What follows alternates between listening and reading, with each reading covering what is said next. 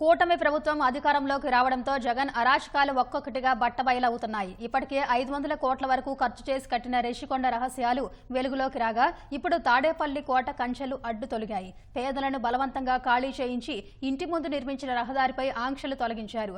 మరోవైపు రేవేంద్రపాడు వెళ్లే రహదారి అందుబాటులోకి రావడంతో స్థానికులు సంతోషం వ్యక్తం చేస్తున్నారు. అదేదో తన సొంతమైనట్లు, ప్రజలకేమీ సంబంధమే లేనట్లు 4 లేన్ల రహదారిని ప్రైవేటు రోడ్డుగా మార్చుకున్న మాజీ ముఖ్యమంత్రి జగన్ పెత్తందారీ పోకడలకు కూటమి ప్రభుత్వం అడ్డుకట్టవేసింది. తాడేపల్లి ప్యాలెస్ ముందు ఉన్న రోడ్డుపై ఆంక్షలను అధికారులు తొలగించారు. ప్రకాశం బ్యారేజీ నుంచి రేవేంద్రపాడు వరకు డబుల్ లేన్ రోడ్డు వేసేందుకు గత ప్రభుత్వం 5 కోట్ల నిధులు మంజూరు చేసింది. కానీ ఆ నిధులన్నింటినీ సీఎం క్యాంపు కార్యాలయం పరిధిలోని 1.5 కిలోమీటర్ రోడ్డు వేసేందుకు మాత్రమే వినియోగించింది. ఇంటి పక్కన పేదలను బలవంతంగా ఖాళీ చేయించి ఈ రోడ్డు నిర్మించారు. దీనిని ఎన్నాళ్లూ పూర్తిగా దిగ్బంధించడంతో చుట్టుపక్కల ప్రాంతాల వాళ్లు తీవ్ర ఇబ్బందులు పడ్డారు.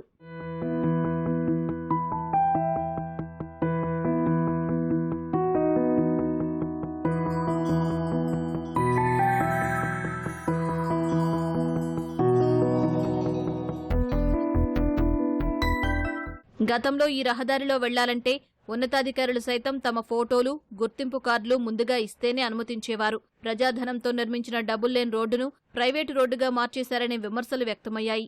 దీంతో అధికారులు ఇప్పుడు ఈ రోడ్డుపై ఆంక్షలను తొలగించారు. సుదీర్ఘకాలం తర్వాత ఈ రహదారి ప్రజలకు అందుబాటులోకి వచ్చింది. ఇది అంతకుముందు మాకున్నటువంటి రహదారిని ఆక్రమించుకుని మాకు సామాన్య ప్రజలకు అందుబాటులో లేకుండా ఇదందటినీ ఆక్రమించి మాకు అందుబాటులో లేకుండా చేయడం జరిగింది. ఇదే విధంగా ఇక్కడ కూడా ఇటు చూడండి, గేట్ సైడ్ దగ్గర కూడా రోడ్డు మీద కూడా ఆక్రమణలకు వచ్చేసేసినాయి. మరి సామాన్య ప్రజలు కనుక ఈ విధమైనటువంటి ఆక్రమణ చేస్తే మరి ప్రభుత్వం వారు కానీ వీళ్ళు కానీ ఊరుకుంటారా అనేది కూడా మీరు ప్రజానీకం కానీ సమస్త జనులు ఆలోచించాల్సిన విషయం ఈ పరిస్థితుల్లో ఉంది. ఇప్పుడు ఈ రోజు నుండి ఇది రావటం వల్ల మాకు చాలా ఆనందకరమైన విషయం. మీ నైబరం జగన్ గారికి మేము నైబర్స్. సో నైబర్స్ సీఎం మా పక్కన ఉండడానికి మేము ప్రౌడ్ గా ఉండాలి కదా. అలా కాదు, మా ఇంటికి వెళ్తే తాడి పెట్టి ఎక్కడికి వెళ్తున్నారు మీరు అని అడగలాడు. మా ఇంటికి వెళ్తున్నామని చెప్పాలి. నేను ఎన్నోసార్లు చెప్పా, ఒరే బాబు అపార్ట్మెంట్ నెంబర్లు రాసుకుని నెంబర్లో అక్కడ డిస్ప్లే అవగానే అపార్ట్మెంట్ వాళ్ళని పంపించండి. జగన్మోహన్ రెడ్డి గారి నైబర్స్ ని మీరు ఆయన మాకైనా అమ్మేమేనండి, ఆయన అనేది కొనేమనండి, పిచ్చి పిచ్చి అసలు వేయొద్దని ఎన్నోసార్లు చెప్తే అదిగో ఆ రోడ్డు బాగు చేస్తున్నాం, ఈ రోడ్డు బాగు చేస్తున్నాం అని మొత్తం ఇదంతా జాగీర్దారిగా చేసేసుకుని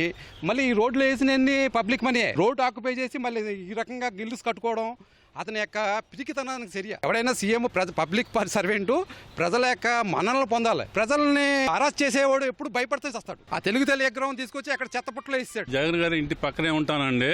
నా వయసు 70 సంవత్సరాలు భయపడింది. నేను ఎన్నోసార్లు రిక్వెస్ట్ చేశాను, 1 టౌన్ నుంచి వస్తా, నన్ను పోనండి, పెద్దోడిని కదా, కట్ట మీద నుంచి అని. ఎవరు ఎలా చేయలేదండి. నేను ఈ 5 సంవత్సరాల్లో నా ఆయిల్ కి దాదాపు 50-60 వేలు నష్టపోయాను. ఈ రేవేంద్రపాడు నుంచి పాపం ఎంతమంది కూరగాయలు, మల్లెపూలు అన్ని తీసుకెళ్తారు మార్కెట్ కి, 1 టౌన్. వాళ్ళకి కూడా ఎంతో ఇబ్బందిగా ఉంది. వాళ్ళందరూ ఈ రోజు చాలా సంతోషిస్తున్నారు. రోడ్డుపై ఆంక్షలు తొలగించడంతో స్థానిక ప్రజలు హర్షం వ్యక్తం చేస్తున్నారు. పాఠశాలలు, కళాశాలలకు వెళ్లే విద్యార్థులు, పొలాలకు వెళ్లే రైతులు, కూలీలకు ప్రయాణ ప్రయాసలు తగ్గుతాయని చెబుతున్నారు.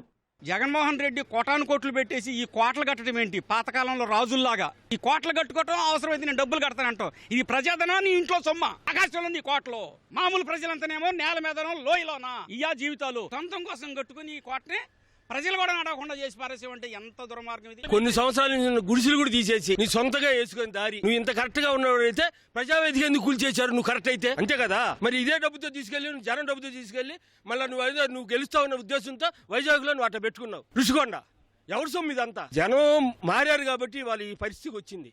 ఇవాళ ఈ రోడ్డు మాకు అందుబాటులో వచ్చిన చాలా సంతోషంగా ఉంది. ఈ దారిలో రాకపోకలకి పొలాల్లో వ్యవసాయం చేసే రైతులు కూడా చాలా ఇబ్బందులు పడ్డారు. బాబు నా పొలం ఇక్కడ ఉంది, నేను పొలంలో పని చేసుకుంటానికి వెళ్ళాలి అన్నా కూడా ప్రభుత్వ అధికారులు సొంత భూములు ఉన్న రైతులను కూడా ఈ రోడ్డు నుంచి సెక్యూరిటీ నిమిత్తం అని చెప్పేసి ఇటు వెళ్ళనని కూడా వెళ్లకుండా ఆపారు.